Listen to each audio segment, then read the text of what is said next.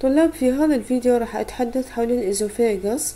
باعتبار الإزوفيغاس يمثل the first part of the gastrointestinal tract، يمثل أول جزء مكون للقناة المعدية المعوية. هذا الإزوفيغاس يكون عبارة عن fixed muscular tube، فد أنبوب عضلي ثابت، يعني أقصد به ملتصق أو متصل بأعضاء أخرى مجاورة إليه أو تراكيب أخرى مجاورة إليه. المين function of esophagus، الوظيفة الأساسية للإزوفيغاس هي delivers food and liquid from the pharynx to the stomach. وظيفته الأساسية هو نقل أو توصيل المواد الغذائية والسوائل إلى من الفارنكس، من البلعوم إلى الستومك. بالنسبة للإزوفيغاس wall layers، طبقات جدار الإزوفيغاس. أيضا ألاحظ هنا بالإزوفيغاس ألاحظ وجود الفور لايرز، الطبقات الرئيسية المكونة للجاسترو انتستينال تراكت اللي تطرقنا إلها في فيديوهات سابقة.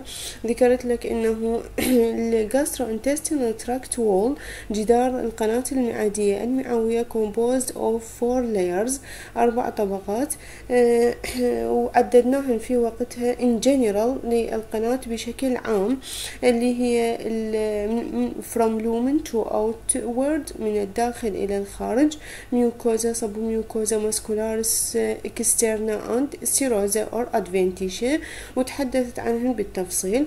فهنا راح أذكر أني اللايرز ونشوف شنو الديفرنس الموجود، نركز على الديفرنسز، الاختلافات الموجودة. فبالإزوفيغاس هذا قلت لك هو ماسكولار تيوب، انبوب عضلي. راح ألاحظ الوول لايرز، طبقات الجدار المكونة للإزوفيغاس، أيضا from lumen to outward، من الداخل للخارج.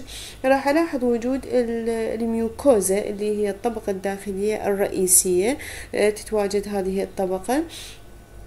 هذه الطبقة الميوكوزا أيضا consist of 3 layers، مكونة من 3 طبقات.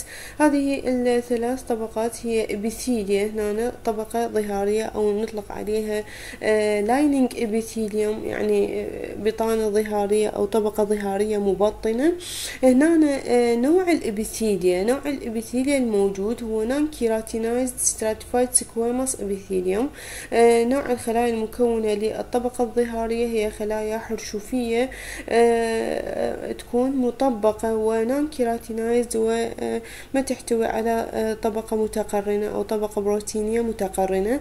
طبعا هذه الإبيثيليوم، هذه طبقة الإبيثيليوم provide protection from physical abrasion by ingested food.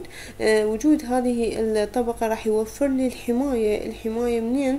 الحماية على مود لا يصير عندي ابريجن اللي هو خدش او حك او ضرر يلحق بالميوكوزا. هذا الضرر يجي من المادة المبتلعة، المادة الغذائية المبتلعة، فهذه وظيفتها بروتكشن. بعد الابيثيليا راح الاحظ طبقة اخرى ذكرناها سابقا اللي هي اللامينا بروبريا، ايضا موجودة هذه الطبقة. هذه الطبقة الاحظ تتواجد ضمنها عندي الديفيوز and nodular lymphatic tissue، الديفيوز والنودولار lymphatic tissue. لاحظ تتواجد بها أنسجة لمفاوية من النوعين المنتشر واللي يكون بشكل نوديولز، عقيدات.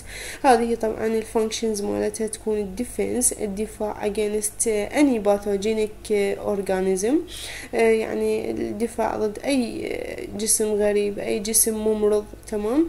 فهي وظيفتها توفر الدفاع. أيضا تحتوي على mucus secreting glands، أيضا تحتوي على غدد تنتج الميوكس.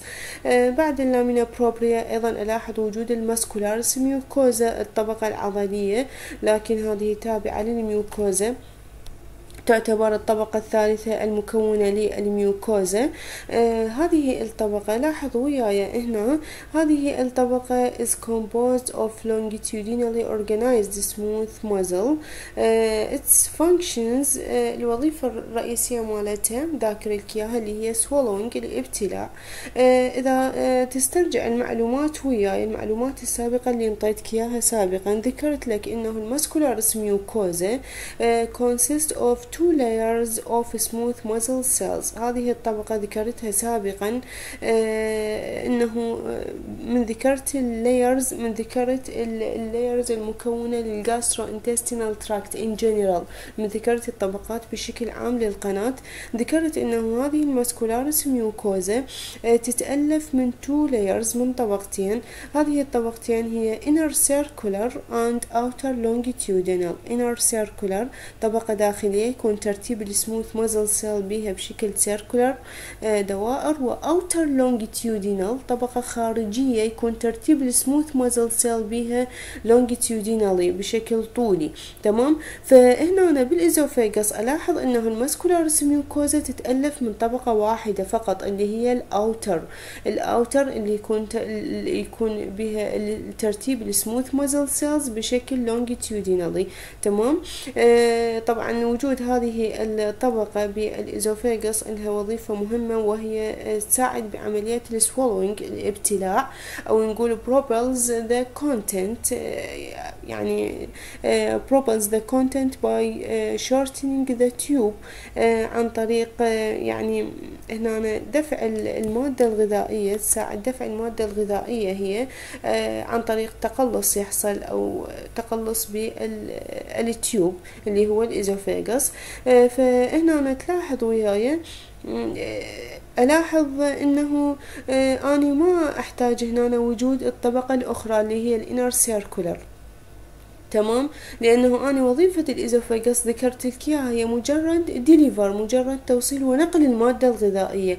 إذا أنا هي يعني ما يحتاج وجود الطبقة الأخرى اللي يكون ترتيب السموث مازل سيل بها بشكل سيركولارلي، بشكل دائري.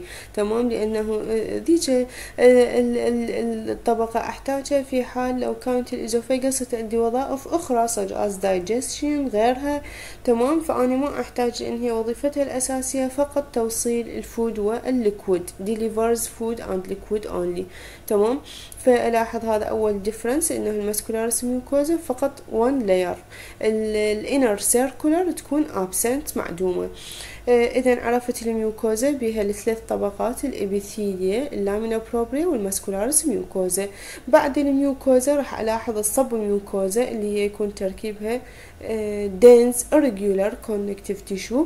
هذه تحتوي larger blood vessels، ذكرناها سابقا، تحتوي يعني أوعية دموية جدا كبيرة، لأنه مسؤولة عن تجهيز يعني هذه اللارجر بلاد فيزل مسؤولة أو نقول هذه الطبقة مسؤولة عن تجهيز باقي الطبقات اللي هي الميوكوزا والماسكولاريس اكسترنا والسيروزا بالبلاد فيزل، بالأوعية الدموية. يعني هذه اللارجر بلاد فيزل سيند برانش راح ترسل فروع إلى الطبقات الأخرى وتغذيها بالبلد، بالإضافة إلى وجود الليمفاتيك فيزل، النيرف فايبر يعني ألياف عصبية. الماسكولاريس اكسترنا هنا أيضا متواجدة. الماسكولاريس اكسترنا تتألف من طبقتين اللي هي الانر سيركولر والأوتر لونجيتيودينال.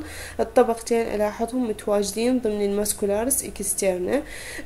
بعد الماسكولاريس اكسترنا نلاحظ أنه الإزوفيغاس أو الأوتر لاير اوف إزوفيغاس هي هنا هي الادفنتيشيا، تكون ادفنتيشيا. ذكرت لك أنا سابقا أنه الأوتر لاير ممكن تكون سيروزا أو ادفنتيشيا. تمام. فهنا الطبقة الخارجية اللي تغطي الإزوفيغاس نطلق عليها الادفنتيشيا. ليش الادفنتيشيا؟ لأنه الإزوفيغاس fixed to adjoining structure، لأن الإزوفيغاس هو فد أورغان مثبت بتراكيب أو أعضاء أخرى مجاورة إلى كلش. فذكرت لك أنا إن سابقا إنه الادفنتيشيا that is found where the wall of the alimentary canal is attached أو is attached to adjoining structures. يعني هذه الطبقة تغطي أجزاء القناة الهضمية اللي تكون متواجدة بالقرب من تراكيب أخرى أو تراكيب مجاورة إلها.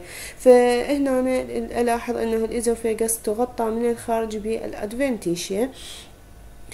طبعا هنا هذا الرسم توضيحي، تلاحظ وياي هذا الرسم يوضح الإزوفيغاس وول لايرز، طبقات الجدار إله، اللي هي مثل ما تلاحظ وياي هذه الطبقة اللي تكون بينك، هذه تمثل الميوكوزا، تمام. هذه اللي بالداخل، هذه اللي فوق هاي اللايننج ابيثيليوم، الطبقة الظهارية المبطنة. بعدها راح تجي اللامينا بروبريا، من الاحظ هاي الجانب مال الطبقة الوردية هو اللامينا بروبريا او اللي فوق. بالنسبة للماسكولاريس ميوكوزا، هنا الماسكولاريس ميوكوزا تكون ثين لانه مكونة من 1 لاير فقط، الاوتر لونجيتيودينال، فما واضحة هنا لانه تكون كلش رقيقة. بعد الميوكوزا هذه الطبقة اللي تكون بينك هي كلها تمثل الميوكوزا بطبقاتها الثلاثة الفرعية. بعد الميوكوزا راح تجي الصب، هذه اللي تكون يعني فاتح لونها، الصب الميوكوزا.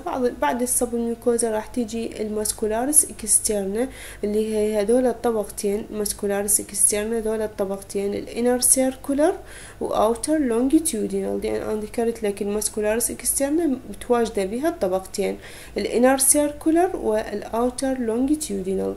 بعد عندي الطبقة الخارجية، اكو طبقة للخارج بس هو ما موضحة هنا. شلون هنا عندنا هذه الستيروزا، هاي بالستومك موجودة الستيروزا، لكن هنا اكو طبقة للخارج مشابهة لهاي نطلق عليها الادفنتيشيا، لانه الازوفيغاس يكون يعني اتاج نقول تراكيا مع القصبة الهوائية، القصبة الهوائية كلش ملتصقة به، فمغطاة من الخارج الإزوفيغاس بالتراكيا.